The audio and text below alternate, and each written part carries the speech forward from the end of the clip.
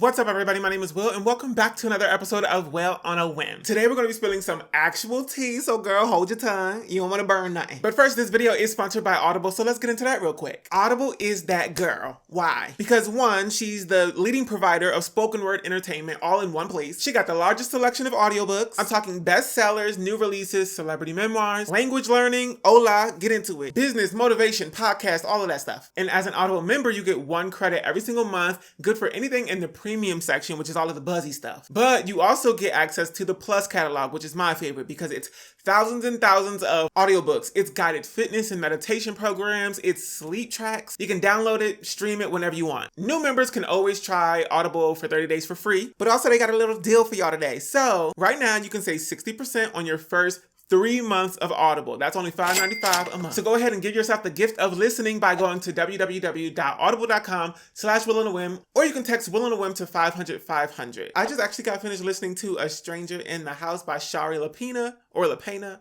Girl, I don't know. I love a good mystery novel. This one was wild. It's about this murder investigation that starts to eat at this marriage because the wife becomes a suspect. She conveniently gets amnesia the day of the murder because she got into a car accident just after it. It's just a hot mess. Everybody lying to each other. But it ends on a pretty interesting note. So definitely go ahead and give it a listen. If you want to, just go to www.audible.com/WillOnAWhim, or you can text WillOnAWhim to 500-500 and you can get your first 30 days free.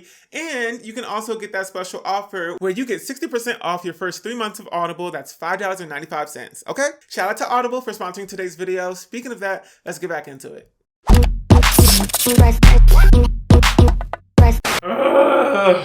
Oh my gosh. You guys, hello. Welcome back to another episode of Will on a Whim. Why? Take them out. I came up here to talk to y'all about my scalp. Just like an update, more revelation. Do you want a revelation? Woo, woo. No, it's giving I've seen some things and I felt some things and now it's time to say some things. I have gone to the barber for consistently for 3 years now, where I'll get my sides shaved, right? I'll get my sides shaved and I'll get my beard done, and then I'll get an outline or a lineup, a shape up, girl. That's what it's called. I ain't gotta explain to you. And I'm mainly going to 2 barbers. I switched from one because I moved. Okay. But they usually, give me a lineup all the way around and in the back too. Yep, back there. And I don't really know what they be doing back there. I can't see, you know what I mean? But usually they hand you a mirror when you're finished getting your hair cut, and then you're supposed to go, oh, cute, amazing, and then you leave, you pay them, whatever. Bro. And so over time, you kind of don't need to look as hard because you get the same results every single time. Allegedly. What's the point of you handing me this mirror if I know how my hair is gonna come out anyway? What's the point? So I kind of stopped looking as hard when we finished the haircut to see the details of my haircut. And then I went to Spain, right? I went to Spain. Okay. I traveled out of the country, and I went on a trip for a whole month. And during that time, I stopped going to the barber. I stopped going to the barber because I couldn't find a barber. I found 2 barbers and they weren't that great. But I wasn't going consistently the way that I was when I was back in the States. And so I realized something. Ooh. Okay, I realized some changes. First, why is my hairline back there? Why? It was right there. Why is it back there? You know what I mean? So I realized that my hairline was being pushed back a little bit. And it was most noticeable, not in the front of my hair, although a little bit. Y'all looking at this probably don't think it's that much, but my hairline went up probably half an inch, on the sides right here. But that right there is fine. I don't really care, you know what I mean?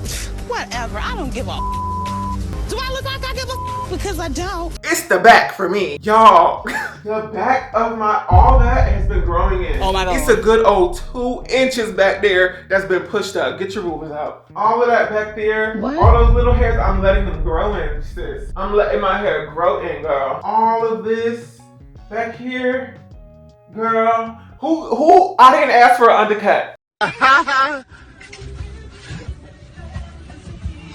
And I'm also sorry about this lighting. I know the lighting is a hot mess. Let me see if I can change that a little bit. I did not ask for an undercut, Miss Ma'am. It was upsetting to me, my homegirls, when I put that mirror to that other mirror, that hand mirror, and I watched the back of my scalp. I am no longer going to the barber. So what do? I look up on YouTube how to self-cut, Miss Girl. Selfcut.com. How do I do it? How do I cut my own head up? Because I'm not doing this no more. I'm not having y'all push my stuff back. I knew that getting your hairline pushed back was a thing, so I was kind of keeping eye on this, but I wasn't keeping eye on the back. I've had previous experience with this. Like, look at my beard now, and look at my beard before. Cause hunting. What was that? I'm scared. Girl, what was that? My barber, every time, in order to get like a clean lineup, they need to push your stuff back, child. And I'm like, okay, slow down. You better stop. Slow down. At some point, your barber has to step in and be like, how about just, let's not do this today because we need for this to grow back, right? And so that's not even the worst part. The worst part is kind of the best part, which is when I was on that trip abroad, I realized that I didn't have as much dandruff. My scalp was fine. I remember it getting so bad, like y'all know I talk about dandruff a lot, and I use Head and Shoulders, and I use all these different things. I try to clean my scalp so well every time I have a wash day to get rid of dandruff flakes and an itchy scalp. And now I realize that going to the barber, something about that experience, I can't really pinpoint it, agitates my scalp. I don't know if it's like barbers not being able to clean their clippers fast enough before they like cut another person, and so you're kind of like carrying over fungus and bacteria.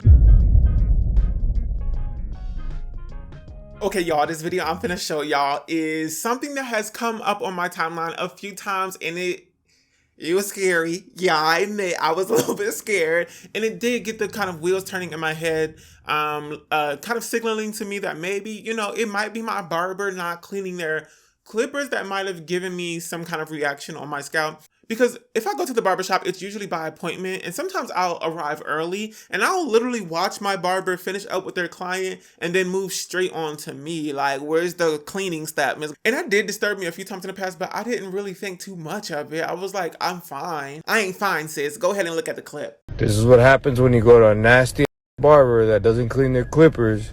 You get ringworm all over your head.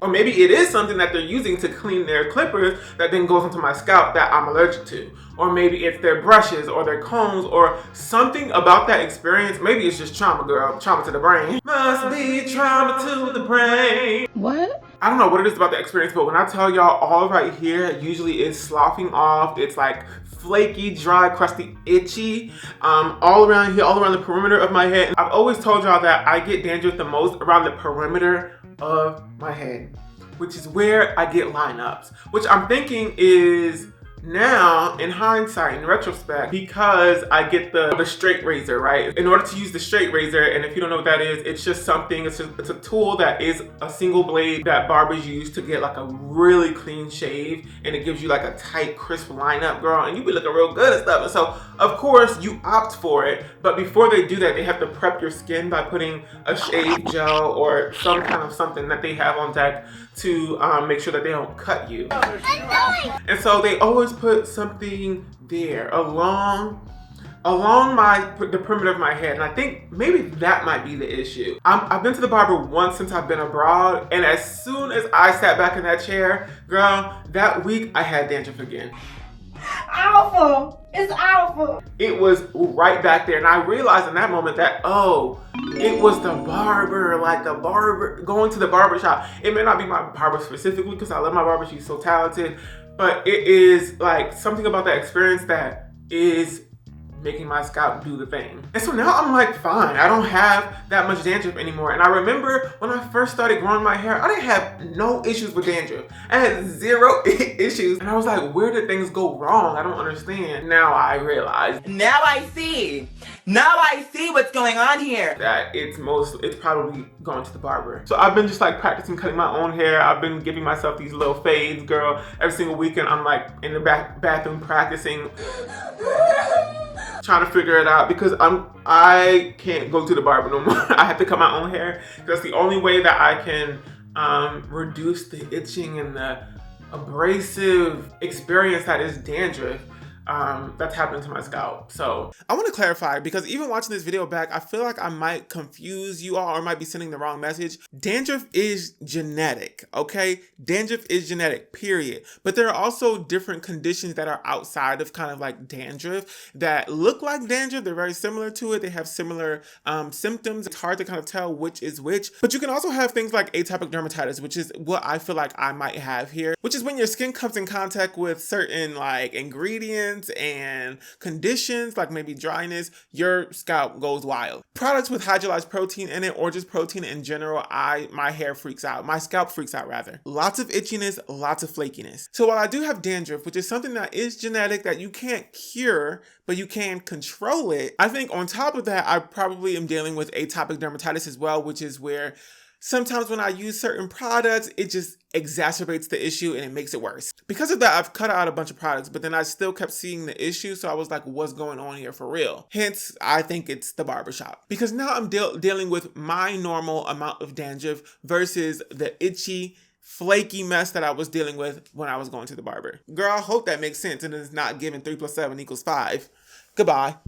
Just wanted to come up here with that tea, girl. That's pretty much it. I just wanted to bring this up sort of as a cautionary tale. I still have dandruff, but it's just minimal. It feels like an amount that I can like take care of now. But let me know down below if you've had similar experiences, if you're like kind of putting the dots together, Miss Girl, and like figuring out where maybe your scalp is being agitated, because maybe it'll help somebody else out. I wanted to come up here with my experience so I can help somebody else out. All right, so I'm gonna go take a shower. I just got back from the gym, and I will talk to y'all later. Bye. Bye.